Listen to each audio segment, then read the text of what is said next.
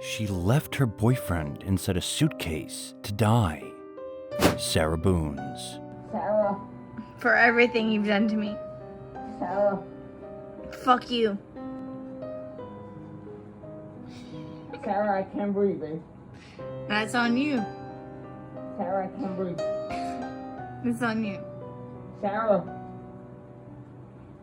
We've all heard of crimes that leave us with our hands covering our mouths, horrified in shock and disbelief. But the death of Jorge Torres Jr. is one that stands out. It's a crime that leaves you questioning the true intent of the people around you.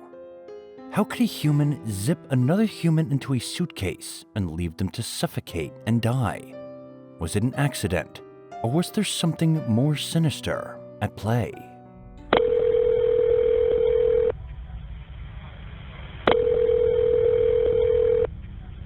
(911), what is the location of your emergency? 4748 France Court. Is this a police or medical? My boyfriend is dead. Okay, send a line for the fire department. Do not hang up. Fire rescue. Tell me exactly what happened there. My boyfriend and I were playing last night, and I put him in his case and we were playing, like kind of hide and seek kind of thing. So I fell asleep, and I woke up, and he was dead in the suitcase. So I don't know what happened. Okay, is he hanging from somewhere or what, ma'am? No, I pulled him out of the suitcase. He was in a suitcase? Yes, and I fell asleep. Right, is he breathing? No. I need you to get him on the floor, flat on his back for me, okay? I did. I tried giving him CPR. Yeah, He's okay. purple. Okay, listen to me. Lay him flat on his... Okay, ma'am, listen to me. I want you to lay him flat on his back for me on the floor. I did. Okay, He's stiff and purple. Okay, ma'am, that's fine. We're still going to do compressions on him, okay? Place the heel of your hand on his breastbone, right in the center of the chest. Yes. Put your other hand on top of that hand. Just by looking at him, you can tell. Okay, and... Please! Okay, he just gurgled. Okay, listen to me. Place the heel of your hand right between his chest, right between his breastbones. Yes. Put your other hand on top of that hand. Yes, we want to pump his chest to me hard and fast, twice per second. 1, 2, 3, 4. 1, 2, 3, 4. This is 42-year-old Sarah Boone's. As you just heard on the 911 call, her boyfriend was 42-year-old Jorge Torres Jr., who was locked inside a suitcase on February 24th, 2020 at his home, ultimately leading to his death. His girlfriend, Sarah Boone, claimed that they were playing hide-and-seek and that she passed out on the bed upstairs, only to wake up hours later to find Torres still inside of the suitcase, unresponsive and not breathing. However, what the investigators later found will leave you speechless. Before we continue further, we'd like to express our deepest condolences to the family of Jorge Torres Jr. for the loss of their loved one. The cops' arrival. Who for now? Oh, right there. When the police arrived, the police encountered a woman who seemed to be still under the shock of losing her husband. Hello there. I had a cigarette, Lou. I'll get it for you, okay? Wait 1 second, okay? I really need something to drink. Okay. What was described to be a fateful night with wine and chilling was about to soon uncover a lot of secrets. As the cops started to question Sarah in detail about what happened, hoping to piece together the truth, Sarah's initial account involved putting together a puzzle and doing some art with her boyfriend while enjoying a bottle of wine.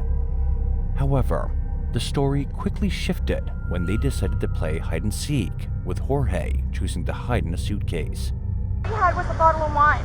Literally, just a bottle of wine. Okay. Doing puzzle artwork. Then we decided to play hide and seek. Mm-hmm. That's all that happened. Okay. About 11:30 is when I started calling to find out, because this is supposed to be her day. As the investigation continued, the police spoke to Sarah's ex-husband, Brian Boone's, who revealed that Sarah had a history of drinking problems and Jorge a criminal record for domestic violence against her. I don't know what it is. Oh, she's getting water from the tap. She's probably gonna pass out on it. It'd be funny to be put in the suitcase. The interrogation. As the interrogation took place, Sarah started to describe Jorge as an unstable man who was depending on her, showing how amazing he was as a person and how he couldn't live without her help. But the big surprise was when the detectives started by informing Sarah that he had obtained the autopsy report of Jorge Torres. Taking an accusatory approach, the lead detective revealed to Sarah that the autopsy report indicated Jorge had sustained injuries on the night of his death that were not present before entering the apartment. Forensic evidence further established that these injuries, including a left shoulder injury, scratch marks on his back, body contusions, lip cuts, neck contusions, and head bruises, were sustained during Jorge's final moments. This insinuated Sarah's potential involvement in the crime or withholding of important information. Employing this method, the detective sought to assess Sarah's reaction under pressure and establish a sense of control over the interrogation. However, Sarah staunchly denied any involvement, claiming that they had a good relationship, nothing was going wrong, and even had a good night before the murder. But how did a great relationship with so much love, as she stated, turn into a horrific scene of betrayal and murder? The evidence. Since talking yesterday, do you remember any timelines better? Like what time you guys were playing? What time he was zipped up in the luggage? What time you went upstairs? Before presenting the evidence, the lead detective asked Sarah to recount the timeline of events leading up to when she discovered Jorge dead. Sarah recalls that the game started at 4 p.m. and she went to bed around midnight. But the lead detective isn't convinced and probes further, asking when she went upstairs and whether she recalls hiding anywhere like in the shower. He tries to get her to talk about the hide-and-seek game, which honestly wasn't a real game of hide-and-seek. It's either they don't know how to play, or Sarah is lying. The detective then asks if they had played hide-and-seek before, and if she had zipped Jorge in a suitcase before, whether as a joke or not. Absolutely not. Okay. But Sarah says no. Okay, so do you remember making any videos or maybe having any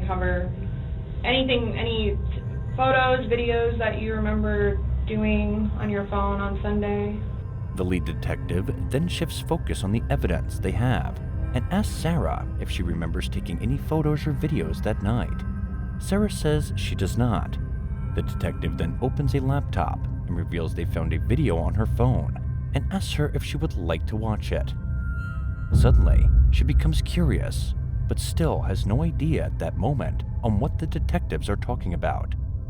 The video begins to play, and everyone in the room watches in silence, as Jorge, who is inside the suitcase, starts to call out Sarah's name.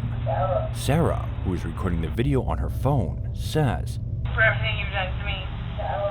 and we can clearly hear her with so much satisfaction that was for everything Jorge has done to her. Sarah immediately starts acting shocked and claiming that it was an accident. The lead detective then brings up another video to show her, but Sarah asks if she has to watch the video, telling them that she has recently been throwing up and losing sleep. The detectives tell her that it's either she watches it or they take her for what it is. As the video was playing, we can see Sarah answering to Jorge's calls for help by "F you," insisted with so much pain and happiness of seeing him suffering as she never loved him. For everything you've done to me. Fuck you. The lead detective mentions how in the two videos the suitcase was facing different sides, obviously referring to Sarah's initial statement that she didn't move the suitcase at all, which at the time she completely forgot about the video. The interesting thing is that Sarah didn't have any clue how doomed she was at that point.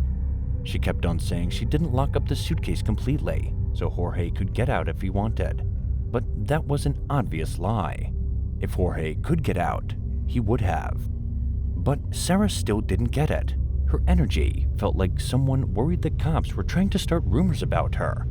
She explains that him begging for his life and saying that he couldn't breathe and telling him "F you" and "shut up" was just how they were each with each other, claiming it wasn't her intention to leave him there and that he could get out if he wanted to.